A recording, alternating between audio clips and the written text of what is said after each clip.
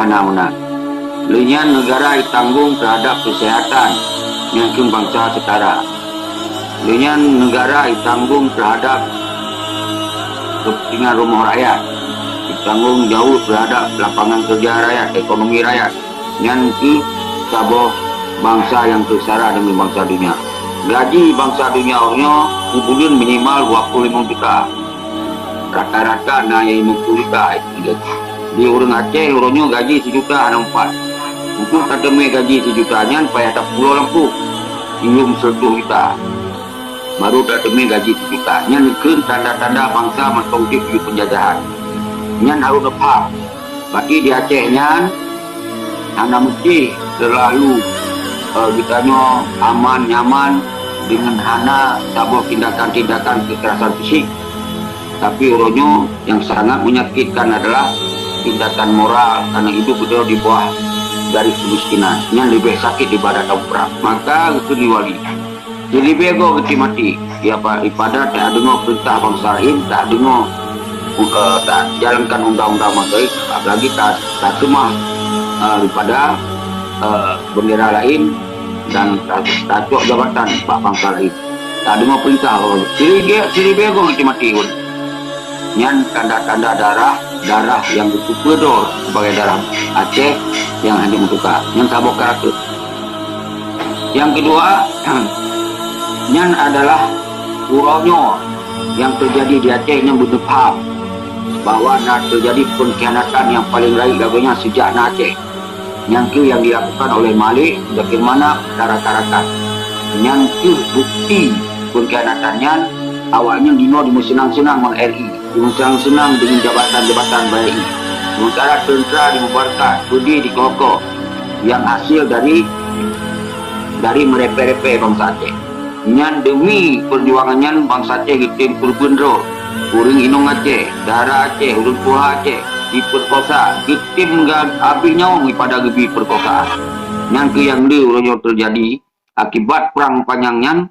Maka terjadilah pemerkosaan di mana-mana, tapi bangsa Aceh selamat do demi dijaga martabat do geti mati, maka ditahan mati. Yang mandu geti mati karena ingin pisah do daripada NKRI. Yang terjadi ya menyerah, ya kau budi dan seterusnya.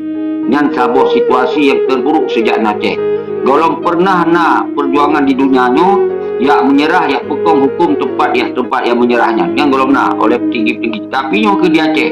Dia menyerah, dia kau digam, dia dipermudah, dia diperbukakan nedera, awaknya mangat-mangat. Ya pekong hukum yang saban-saban terlawan. Dia sangat menyakitkan dalam kehidupan dia. Yang kelihatan, orangnya bangsa Acehnya boleh sadari keduanya bahwa orangnya bangsa sebagai bangsa yang rupanya kabeda di masa-masa awal. Nyokap jamun modern. Jika kalon dengan sabu api memandung dan di luar, jika kalon kiban kemakmuran, kiban kesejahteraan, kiban kehidupan yang sangat jauh beda dengan kita. Maka di urung dua nanggro wadah di sembayang kadang-kadang gih baje gih kepiah gih memandung karena ekonomi yang got karena negara diatur yang itu. Tapi kita yo kiban kadang toilet kita yo mantong kuto, tempat masjid mantong kuto, dan rumah-rumah itu mantong kiri dan yang tanda ji kita yo di nanggro dimujuk penjajahan. Maka dasarnya hurufnya hana alasan lain bila ron negara Aceh, bila ron merasa bangsa yang tinggi kami berdoa bangsa lun lewat revolusi nyu ke solusi untuk tak kembalikan mereka ganyang pengkhianat agar pengkhianat bekli berani mengikuti pengkhianat dan bekli nari generasi pengkhianat yang boleh terterapkan dalam revolusi. Karena gagal perjuangan dalam sejarah, karena setiap perjuangan pengkhianatan, setiap pengkhianat hana sobi pengadilan.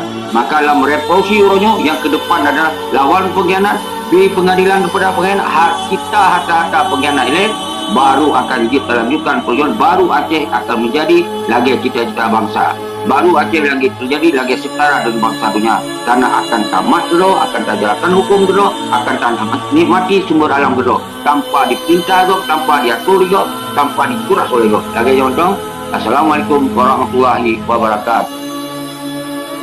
Untuk boleh rezeki yang kopi matang na dekan tu. Oh tunggu.